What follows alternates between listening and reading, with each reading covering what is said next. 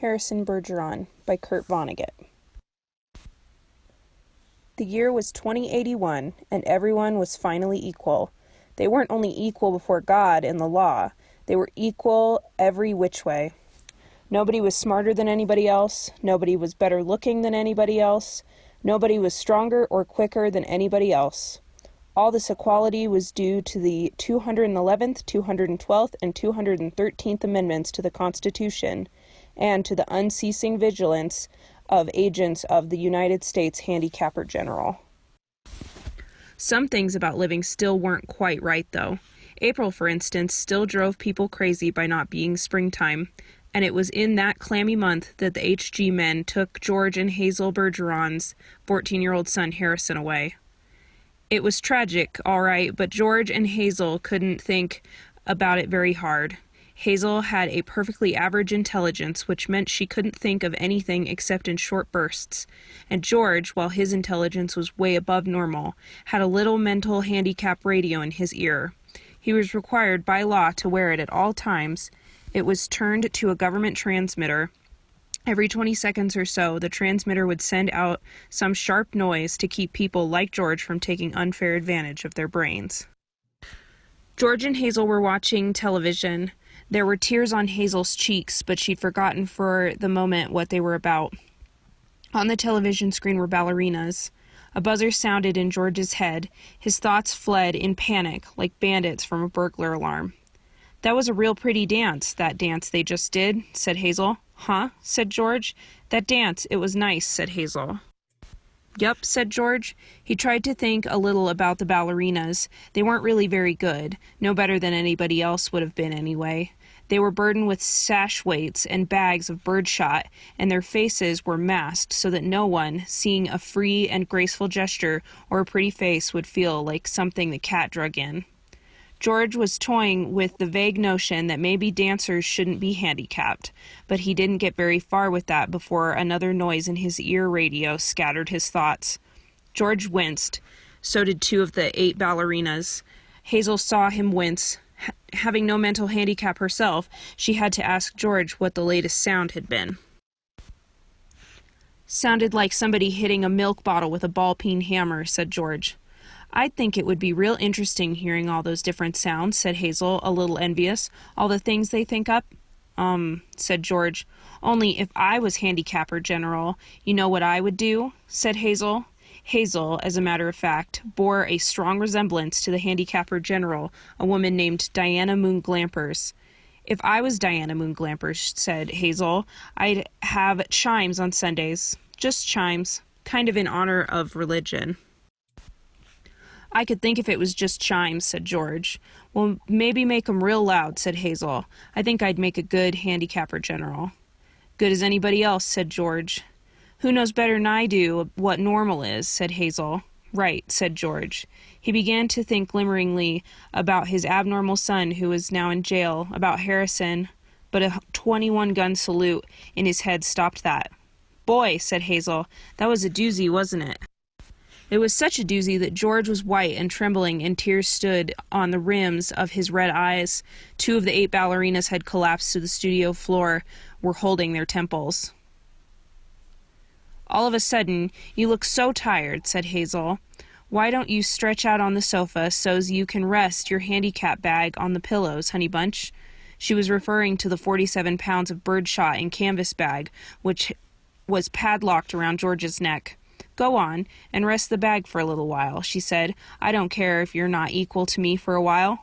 George weighed the bag with his hands. "I don't mind it," he said. "I don't notice it anymore. It's just part of me." "You've been so tired lately, kind of wore out," said Hazel. "If there was just some way we could make a little hole in the bottom of the bag and just take out a few of them lead balls, just a few. 2 years in prison and $2,000 fine for every ball I took out," said George. "I don't call that a bargain." "If you could just take a few out when you came home from work," said Hazel.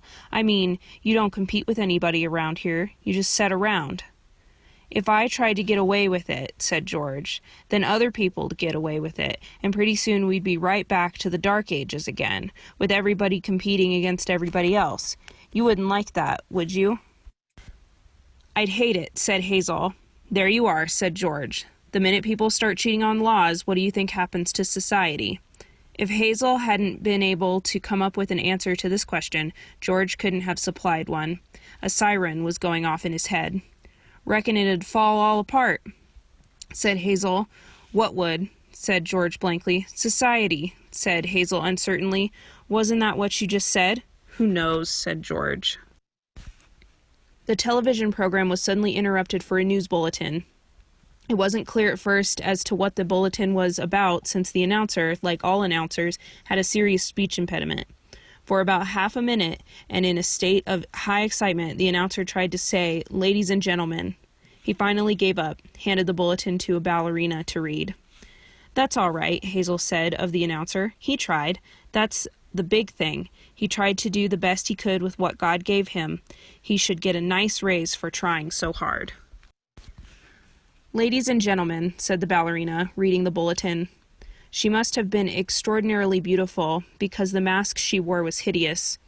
It was easy to see that she was the strongest and most graceful of all the dancers, for her handicap bags were as big as those worn by 200-pound men. And she had to apologize at once for her voice, which was a very unfair voice for a woman to use. Her voice was a warm, luminous, timeless melody. "Excuse me," she said, and she began again, making her voice absolutely uncompetitive. "Harrison Bergeron, age 14, she said in a grackle squawk, "has just escaped from jail, where he was held on suspicion of plotting to overthrow the government. He is a genius and an athlete, is under-handicapped, and should be regarded as extremely dangerous." A police photograph of Harrison Bergeron was flashed on the screen, upside down, then sideways, upside down again, then right side up. The picture showed the full length of Harrison against a background calibrated in feet and inches. He was exactly 7 feet tall. The rest of Harrison's appearance was Halloween in hardware. Nobody had ever worn heavier handicaps. He'd outgrown handy racers faster than the HG men could think them up. Instead of a little ear radio for a mental handicap, he wore a tremendous pair of earphones and spectacles with thick, wavy lenses. The spectacles were intended to make him not only half blind, but to give him waging headaches besides. Scrap metal was hung all over him. Ordinarily, there was a certain symmetry, a military neatness to the handicaps issued to strong people, but Harrison looked like a walking junkyard. In the race of life, Harrison carried 300 pounds. And to offset his good looks, the HG men required him to wear at all times a red rubber ball for a nose, keep his eyebrows shaved off, and cover his even white teeth with black caps at snaggletooth random. "If you see this boy," said the ballerina, "do not, I repeat, do not try to reason with him." There was the shriek of a door being torn from its hinges. Screams and barking cries of consternation came from the television set. The photograph of Harrison Bergeron on the screen jumped again and again, as though dancing to the tune of an earthquake. George Bergeron correctly identified the earthquake, and well he might have, for many was the time his own home had danced with the same crashing tune. "My God," said George, "that must be Harrison." The realization was blasted from his mind instantly by the sound of an automobile collision in his head. When George could open his eyes again, the photograph of Harrison was gone. A living, breathing Harrison filled the screen. Clanking, clownish, and huge, Harrison stood in the center of the studio. The knob of the uprooted studio door was still in his hand. Ballerinas, technicians, musicians, and the announcers cowered on their knees before him, expecting to die. "I am the Emperor." He flung away his rubber ball nose, revealed a man that would have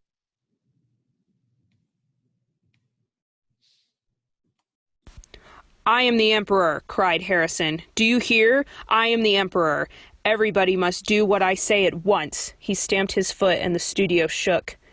"Even as I stand here," he bellowed, "crippled, hobbled, sickened, I am a greater ruler than any man who ever lived. Now watch me become what I can become." Harrison tore the straps of his handicap harness like wet tissue paper, tore straps guaranteed to support 5,000 pounds. Harrison's scrap iron handicaps crashed to the floor. Harrison thrust his thumb under the bar of the padlock that secured his head harness. The bar snapped like celery. Harrison smashed his headphones and spectacles against the wall. He flung away his rubber ball nose, revealed a man that would have awed Thor, the god of thunder. "I shall now select my empress," he said, looking down on the cowering people. "Let the first woman who dares rise to her feet claim her mate and her throne." A moment passed, and then a ballerina arose, swaying like a willow. Harrison plucked the mental handicap from her ear, snapped off her physical handicaps with marvelous delicacy. Last of all, he removed her mask. She was blindingly beautiful. "Now," said Harrison, taking her hand, "shall we show the people the meaning of the word dance? Music!" he commanded. The musicians scrambled back into their chairs, and Harrison stripped them of their handicaps too. "Play your best," he told them, "and I'll make you barons and dukes and earls." The musicians began. It was normal at first, cheap, silly, false, but Harrison snatched two musicians from their chairs, waved them like batons as he sang the music as he wanted it played. He slammed them back into their chairs. The music began again and was much improved. Harrison and his empress merely listened to the music for a while, listened gravely as though synchronizing their heartbeats with it. They shifted their weights to their toes. Harrison placed his big hands on the girl's tiny waist, letting her sense the weightlessness that would soon be hers. And then, in an explosion of joy and grace, into the air they sprang.